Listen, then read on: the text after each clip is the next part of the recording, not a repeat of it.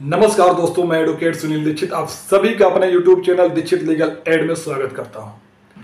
आज की इस वीडियो में मैं आपको यह बताने जा रहा हूं कि जो लोक अदालत लगाई जाती है उसमें कौन कौन से चालान जो होते हैं वो डाउनलोड नहीं होते हैं। जो दिल्ली में लोक अदालत लगाई जाती है कि कोई भी चाहता है कि अगर किसी का चालान हो गया है स्पेशली दिल्ली में, तो चाहता है कि वह अपने चालान का भुगतान लोक अदालत में करवा ले।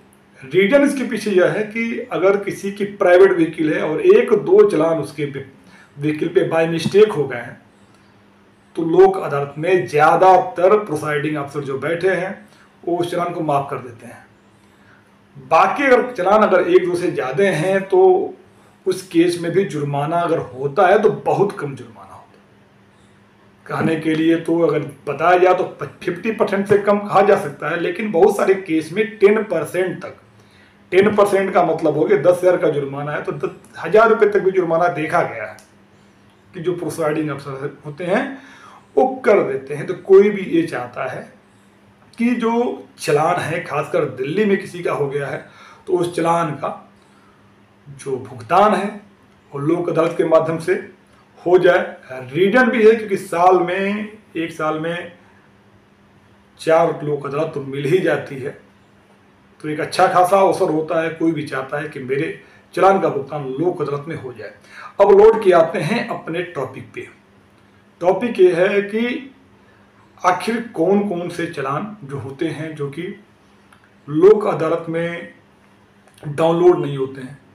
अब लोक अदालत में दिल्ली में जाने का तरीका यह है कि जब भी जो भी लोक अदालत की जो डेट आती है उस डेट से पहले एक चालान को ऑनलाइन डाउनलोड करने के लिए एक लिंक के माध्यम से खोला जाता है और जिन लोगों का चालान उस डेट पे डाउनलोड हो जाता है, चालान कह लीजिए या उसको टोकन, बहुत लोग कहते हैं टोकन जो होता है, या चालान की पर्ची जो होती है वो डाउनलोड करनी होती है।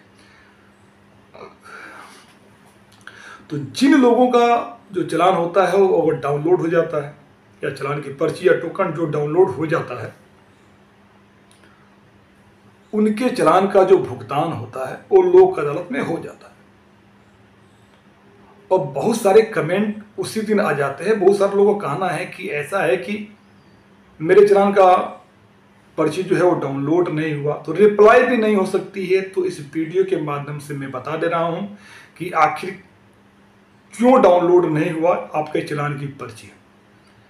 तो सबसे पहले ये समझ लीजिए कि दिल्ली में जो चालान की जो कैटेगरी है वो 3 टाइप की होती है। पहली कैटेगरी होती है जिसे हम नोटिस का चालान कहते हैं। नोटिस का चालान यानी जो कैमरे में रिकॉर्ड हो जाता है, जो भी ट्रैफिक वायलेशन है वो कैमरे में रिकॉर्ड हो जाता है। और जिसमें आपने देखा होगा कि अगर आपकी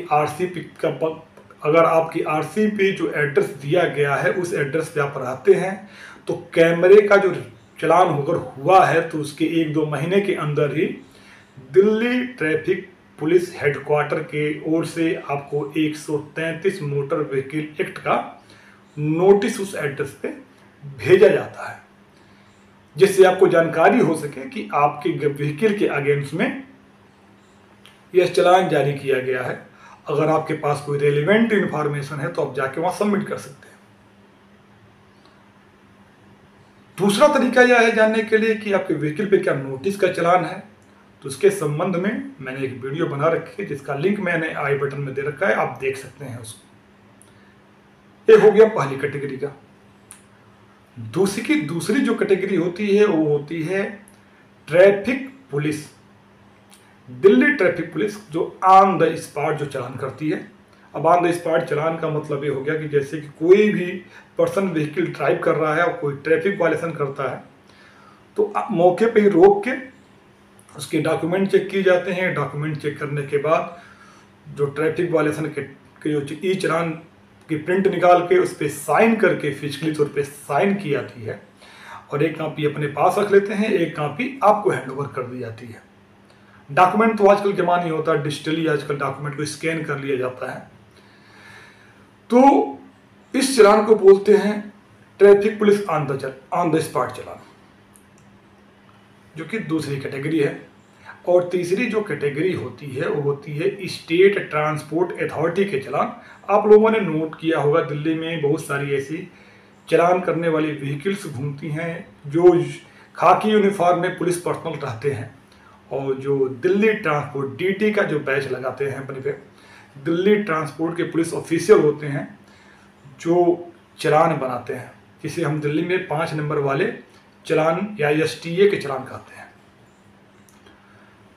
तो ये 3 कैटेगरी के चालान है और इसमें से जो एसटीए का जो चालान है, स्टेट ट्रांसपोर्ट अथॉरिटी का जो चालान है, उस चालान का टोकन या पर्ची जो होता है वो लोक अदालत में डाउनलोड नहीं होता है।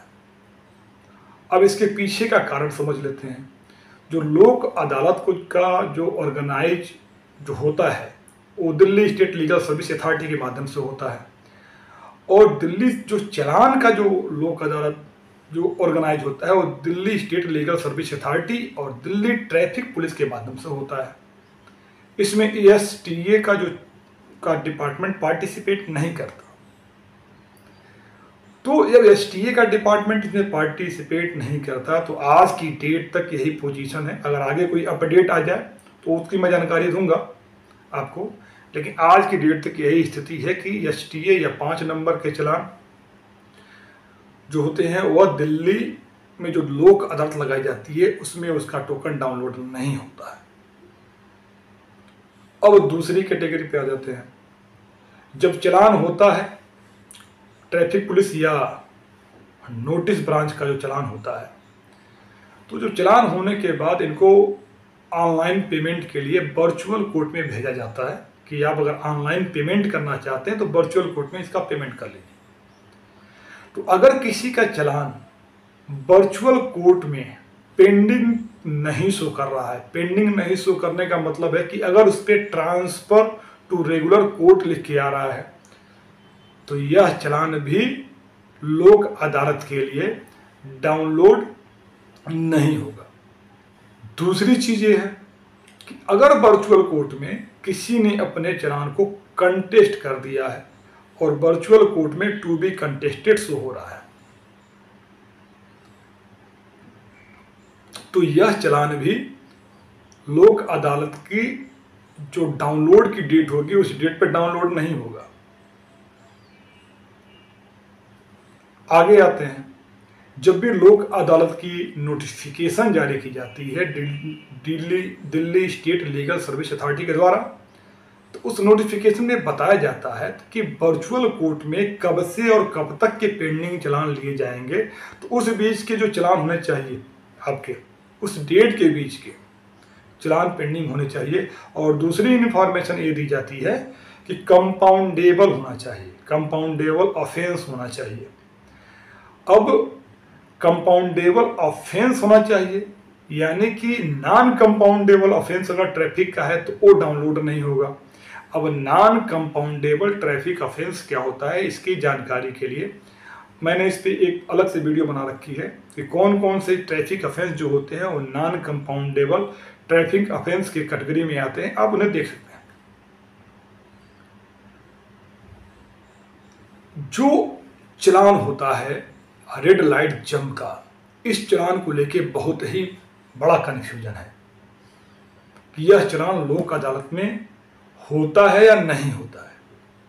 देखिए, अगर रेड लाइट जंप का चालान आपकी व्हीकल पे पेंडिंग है और वह चालान 2019 से पहले का है और उसके आगे जो फाइन 100 रुपये शो कर रहा है जो कि नोटिस के चालान में देखने को मिलता है, तो उस चालान का जो टोकन निकलेगा लोक अदालत के लिए। बट अगर यही चालान 2019 के बाद का है, फाइन जब अमेंड हो गया था उसके बाद का रेड लाइट जंप का जो चालान है वह चालान लोक अदालत के लिए उसका टोकन नहीं निकलेगा, उसकी पर्ची डाउनलोड नहीं होगी, क्योंकि उसका जो फाइन है आप देखेंगे जब फाइन कैटेगरी जब आती है खासकर ई चालान पे या आप ये देख लेंगे जो नोटिस ब्रांच पे, तो उस पर फाइन शो नहीं करता है क्योंकि वह एक नॉन कंपाउंडेबल ट्रैफिक ऑफेंस की कैटेगरी में आता है जिसकी फाइन 1000 से 5000 तक की है। तो चूंकि नॉन कंपाउंडेबल ट्रैफिक ऑफेंस के कैटेगरी में आ गया तो उसमें डाउनलोड नहीं होगा, लोक अदालत में नहीं जाएगा। जो पहले है 2019 के पहले वो डाउनलोड हो जाएगा, 19 के बाद वाला डाउनलोड नहीं होगा, जिसमें फाइन इंक्रीज हो गया है 1000 to 5000।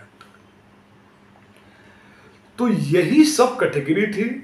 तो उम्मीद करता हूं कि आज की जो इस वीडियो में मैंने इन्फॉर्मेशन आपको दी वो आपको अच्छी लगी है। अगर ये वीडियो को पसंद आई तो प्लीज़ इस वीडियो को लाइक करिए, शेयर करिए, मेरे चैनल को सब्सक्राइब जरूर करिए, क्योंकि आपको इस चैनल पे कोई न कोई ऐसा कंटेंट जरूर मिलेगा जो आपके काम का होगा। और लोक अदालत से संबंधित कोई भी अपडेट आती है तो मैं प्रयास करता हूँ कि जल्द से जल्द आप लोगों तक पहुँचाऊँ, जिससे आपको इसका बेनिफिट हो सके। वीडियो में आखिर तक बने रहने के लिए बहुत बहुत धन्यवाद।